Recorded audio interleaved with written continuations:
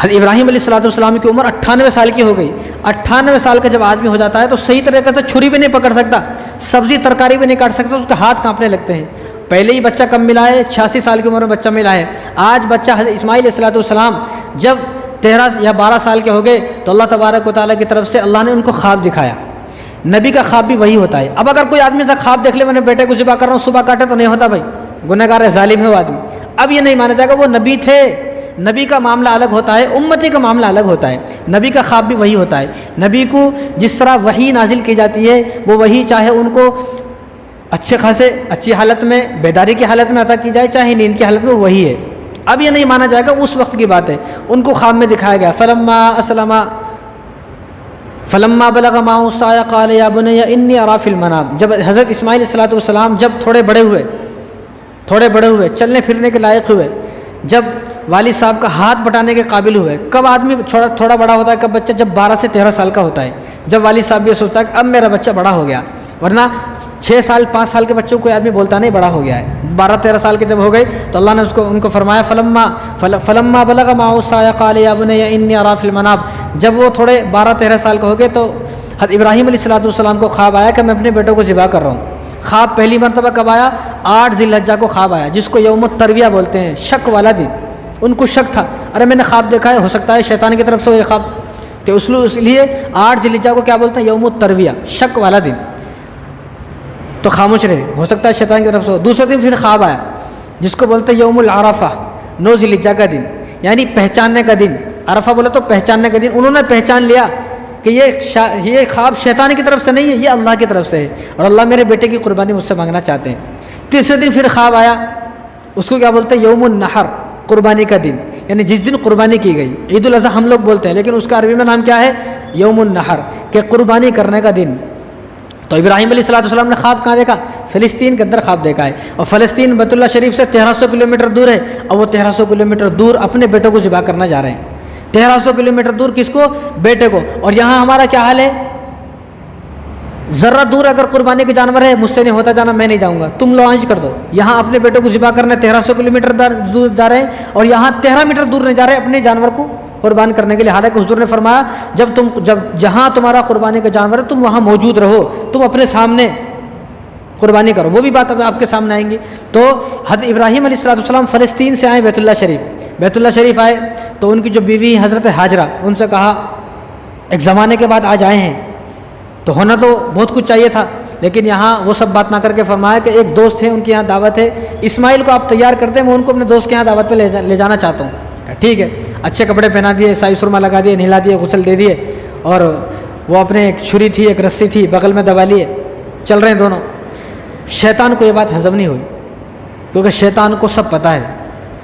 شیطان پہلے حضرت حاجرہ کے پاس آیا, کہا حضرت حاجرہ سے لگتا ہے آپ بیوقوف ہو. کیا ہوا؟ کہ آج آپ کے بیٹے کو آپ کے جو شوہر ہیں وہ ان کو ذبح کرنے کے لیے لے کر گئے. کہا بیوقوف ہے, یہ کیسا ہو سکتا ہے؟ ایک باپ اپنے بیٹے کو کیسا ذبح کر سکتا ہے؟ تو شیطان کی زبان سے غلطی سے نکل گیا. اب شیطان نے سوچا ہوگا کہ یہ روئے گی, چیخے گی, چلائے گی, اور وہ پیچھے بھاگے گی, گالیاں دے گی, بد دعا دے گی, پتہ نہیں کیا کیا کرے گی. لیکن شیطان کی زبان سے غلطی سے نکل گیا کہ وہ یہ کہتا ہے کہ اللہ کا حکم ہے. اگر شیطان یہاں یہ نہ کہتا تو کچھ ہو سکتا تھا. شیطان نے جب یہ کہا کہ ابراہیم یہ کہتے ہیں کہ اللہ کا حکم ہے, تو اب حضرت حاجرہ نے کہا یہ تو مجھ سے غلطی ہو گئی, اللہ کا حکم تھا, انہیں مجھے بتانا چاہیے تھا. وہ ذبح کرتے تو میں ان کے ہاتھ پکڑتی, پیر پکڑتی. وہ اکیلے کیسے میرے بچوں کو ذبح کریں گے؟ اگر اللہ کا حکم ہے تو ایک اسماعیل ہے, ہزاروں ہوتے تو وہ اللہ کے نام پہ قربان ہے, کیونکہ اللہ کا حکم ہے. اب شیطان ادھر سے بیزار ہو گیا, یہ کیا ہوا؟ میں تو کیا سوچ رہا تھا, یہ ہو کیا گیا؟ میں تو سوچ رہا تھا چیخے گی, چلائے گی. اب شیطان جو ہے وہ حضرت ابراہیم علیہ السلام کے پاس آیا, تو ابراہیم علیہ السلام کو کہا کہ آپ کو کیا ہو گیا ہے, آپ کس طرح جو ہے اپنے بیٹوں کو ذبح کر سکتے ہیں؟ تو ابراہیم علیہ السلام نے پہچان لیا کون ہے, شیطان ہے. تو ابراہیم علیہ السلام نے ان کو 7 کنکری ماری. حج پہلے تھا, لیکن پہلے کنکری مارنا نہیں تھا. پہلے حج تھا, جاتے تھے بیت اللہ شریف کا طواف کرتے آ جاتے تھے, بس اتنا ہی حج تھا. لیکن یہاں آپ نے کنکری ماری, اور آپ کو کسی نے کہا بھی نہیں کنکری مارنے کے لیے, وہی نازل نہیں ہوئی, اللہ نے کہا نہیں, انہوں نے اپنی طرف سے بس شیطان کو کنکری ماری. اس کے بعد ایک مرتبہ کنکری ماری, پھر دوبارہ شیطان نے بہکانے کی کوشش کی, پھر دوبارہ کنکری ماری, پھر تیسری مرتبہ کنکری ماری, 3 مرتبہ کنکری ماری. آج وہ کنکری مارنا اللہ کو اتنا پسند آیا, آج جو حاجی حج کرنے جاتا ہے 3 دن تک اس کو کنکری مارنا پڑتا ہے. اور یہ کنکری مارنے پر اربوں روپے خرچ ہوتے ہیں. جو کنکری ایک بار مار دیا دوبارہ مارنا نہیں ہے. اور 3 دن کے اندر 70 کنکری ماری جاتی ہیں, 70 کنکری ماری جاتی ہیں. اور جو ایک بار کنکری مار دی وہ دوبارہ مارنی نہیں ہے. بس ان کنکریوں کو کہاں لے جا کر پھینک دینا, پھر دوسری کنکری لانا ہے. اگر آدمی ایمان سے ہٹ کر, اسلام سے ہٹ کر یہ بات سوچے گا تو آدمی پاگل ہو جائے گا. یہ کیسی عبادت ہے, عجیب عبادت ہے. کنکری لو, مارو, اور کنکری اٹھاؤ پھر مارو, پھر جو ایک بار مار دے دوبارہ مارنا نہیں ہے. اور جو پیچھے سے چلے آ رہے ہیں وہیں سے کنکری لے کے آنا. یہاں کنکری ملے گی نہیں آپ کو. اب وہ کنکری بین رہے ہیں. ایک آدمی کروڑ پتی ارب پتی آدمی ہے, کھرب پتی آدمی ہے, اپنے ملک کا گورنر ہے, لیکن انہیں بھی کنکریاں بین رہا ہے, کنکریاں اٹھا رہا ہے, کنکریاں چگ رہا ہے. یہ اللہ کو ان کی ادا کنکری مارنا اتنا پسند آیا شیطان کو کہ اب جو قیامت تک حج کرے گا وہ بھی کنکری مارے گا. شیطان کو ذلیل کرنے کے لیے شیطان کو ذلیل کیا گیا. تو شیطان تو چلا گیا, شیطان کے پیٹ میں درد ہوا, لیکن وہ درد ہوتا ہی رہا, بس بات ختم ہو گئی. تو اب شیطان کو کنکری مارنے کا اب جو ثواب ہے, اگر کوئی آدمی شیطان کو ایک کنکری میں اس پتھر پر مارتا ہے تو اس کا ایک کبیرہ گناہ, جو بڑا گناہ, جس گناہ کی وجہ سے آدمی جہنم میں چلے جائے, وہ گناہ اس کا معاف ہو جاتا ہے ایک کنکری مارنے پر. اب جب مینا میں چلے گئے, جہاں آج بھی وہ جگہ موجود ہے مینا جہاں آج قربانی ہوتی ہے, وہاں پر اپنے بیٹے کو لے کر چلے گئے حضرت ابراہیم علیہ السلام. اگر چاہتے تو لٹاتے ذبح کر دیتے, لیکن پوچھا یا بنیا انی ارا فی المنام, اے میرے بیٹے.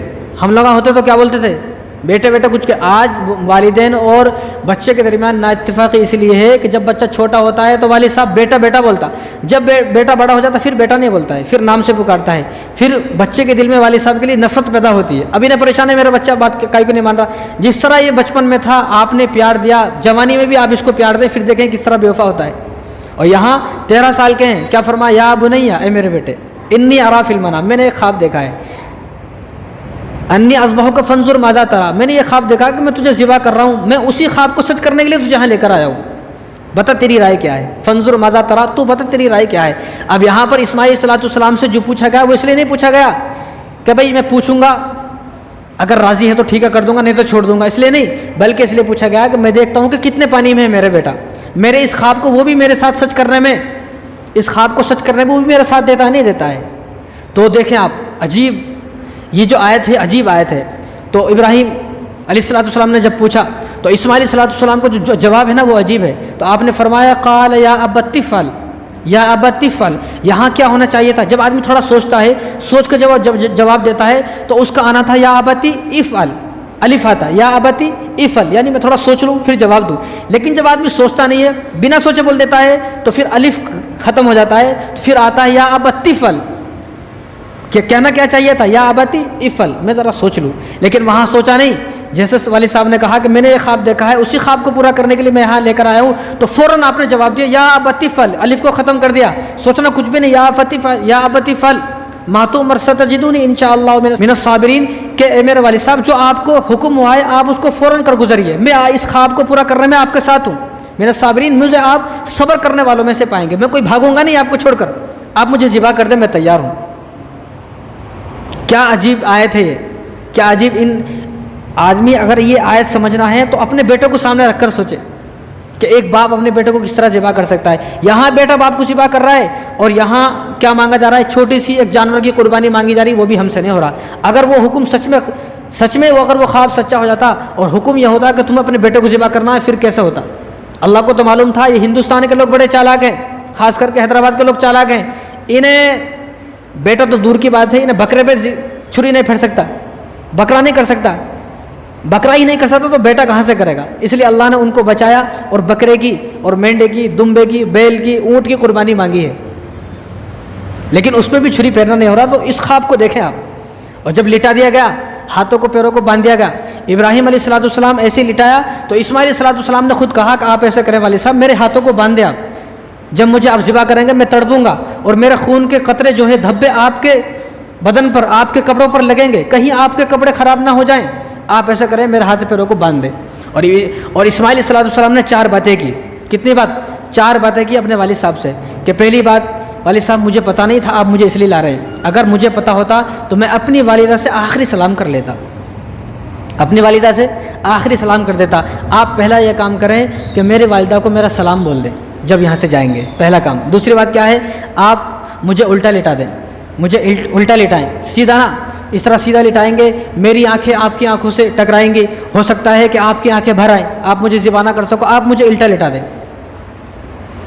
الٹا لٹا دیا، دوسرا کام۔ تیسرا کہا کہ آپ ایسا کریں، جب میری والدہ کو پتہ چلے گا میرے بارے میں ذبح ہو گیا تو والدہ روئے گی، تو کیا کرنا، آپ میرا کرتا اتار دیں، جب یہاں سے جائیں گے تو میرا کرتا میری والدہ کو دے دیں، جب میری والدہ کو میری یاد آئے گی تو میرا کرتا دیکھ کے مجھے یاد کر لیں گے۔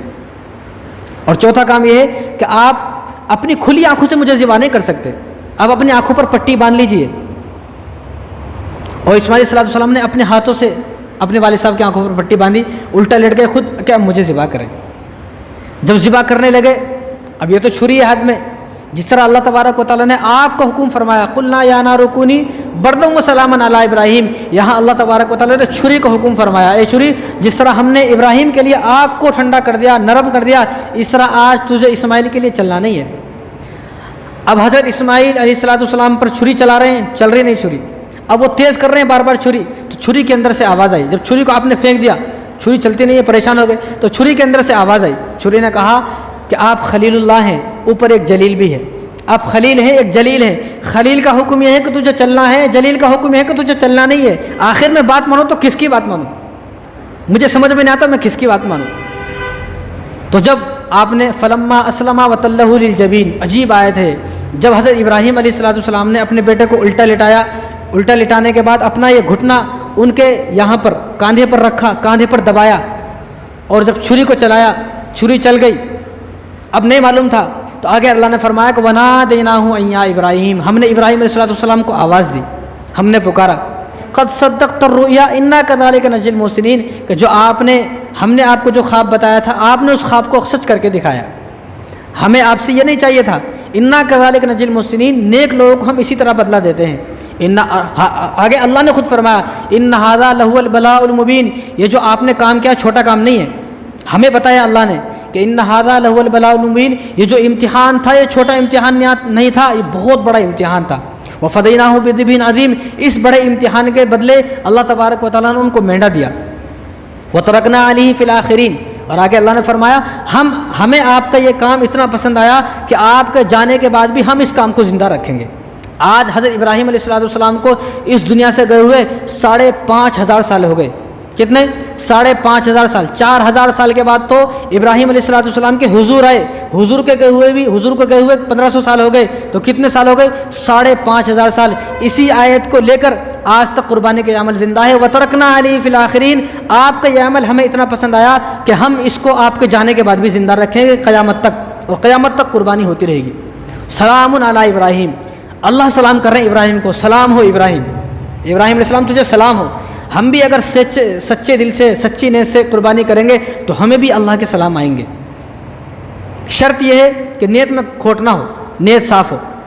تو یہاں پر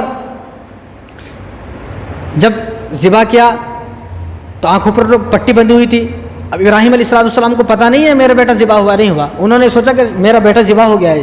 جب انہوں نے آنکھ پر سے پٹی ہٹائی، جب اللہ کی طرف سے آواز آئی وَنَادَيْنَاهُ أَن يَا ابراہیم، پٹی ہٹا کر دیکھا تو بیٹا سامنے کھڑا ہے اور نیچے دمبا ہے، دمبا ذبح ہو گیا، تو ہنسے نہیں، مسکرائے نہیں بھیا اچھا ہوا میرا بیٹا بچ گیا، نہیں، بلکہ فوراً اللہ سے متوجہ ہوئے اللہ کی طرف، اور اللہ سے پوچھا یا اللہ کیا آپ کو میرے بیٹے کی قربانی پسند نہیں آئی، کہ آپ نے میری بیٹی کی قربانی نہیں لی، آپ تو میری بیٹی کی قربانی مانگ رہے تھے، میں نے بیٹے کی قربانی کی تو یہاں تو دمبا ذبح ہو گیا ہے، کیا آپ کو پسند نہیں ہے؟ تو اللہ نے اس وقت فرمایا کہ ہم نے وفدیناہ بذبح عظیم، کہ ہم نے آپ کی قربانی پسند آئی، اس قربانی کے بدلے ہم نے آپ کو دمبا دیا ہے۔ ہمیں آپ سے یہ مطلب نہیں تھا، ہم آپ سے آپ کے بیٹے کو ذبح کرانا نہیں چاہتے تھے، ہم تو آپ کے دلوں کو دیکھنا چاہتے تھے کہ آپ کو ہم سے محبت ہے یا اپنے بیٹے سے محبت ہے۔ اور ہمارا حال کیا ہے؟ ہمیں پیسوں سے محبت ہے، پیسے جما لیے، تھوڑے جما لیے، قربانی کرنا نہیں ہے، پیسے بھرے ہوئے ہیں اکاؤنٹ میں، لیکن آدمی سوچتا کسی کو پتہ نہیں۔ اس لیے میں کہتا ہوں کہ جس کے لیے قربانی دی جا رہی ہے اس کو سب پتہ ہے، اس کے گوگل پہ فون پہ کتنے پیسے ہیں، اللہ کو سب پتہ ہے، اللہ سے کوئی آدمی چھپا نہیں سکتا، کیونکہ قربانی اللہ کے لیے ہے۔ اور جب دیکھا کہ مینڈا تھا وہ ذبح ہو گیا، اب یہ مینڈا کون سا تھا؟ اس زمانے میں کھانے کا رواج نہیں تھا، انہوں نے مینڈا کو ذبح کر دیا۔ مینڈا ذبح کرنے کے بعد جو سر تھا وہ بیت اللہ شریف کے اندر لٹکا دیا، کیونکہ بیت اللہ شریف کے سامنے قربانی دی جا رہی ہے، اور جو باقی تھا وہ جنگل میں رکھ دیا، اس کو پرندے کھا گئے۔ اب یہ مینڈا کون سا تھا؟ یہ وہی مینڈا تھا جس کو حضرت آدم علیہ السلام کے بیٹے حابیل نے قربانی کیا۔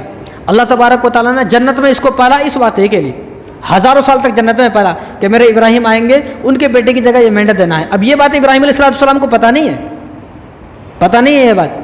تو ابراہیم علیہ السلام نے جس مینڈے کو ذبح کیا وہ ہابیل کا مینڈا تھا، جس کو اللہ تبارک و تعالیٰ نے جنت میں پالا۔ اب اس کے جب حجاج بن یوسف کا زمانہ آیا، حضور صلی اللہ علیہ وسلم کے زمانے میں بھی اس مینڈے کا سر بیت اللہ شریف کے اندر لٹکا ہوا تھا، ایک معجزہ تھا یہ اللہ کا، لٹکا ہوا تھا۔ لیکن جب حجاج بن یوسف کا زمانہ آیا تو آپس میں جنگیں ہوئی بہت، اس جنگ میں ایک ظالم نے بیت اللہ شریف کے اندر آگ لگا دی، بیت اللہ شریف کے اندر آگ لگا دی۔ جب آگ لگی تو اس آگ میں یہ مینڈے کا سر بھی جل گیا، ورنہ آج تک بھی یہ مینڈے کا سر موجود ہوتا۔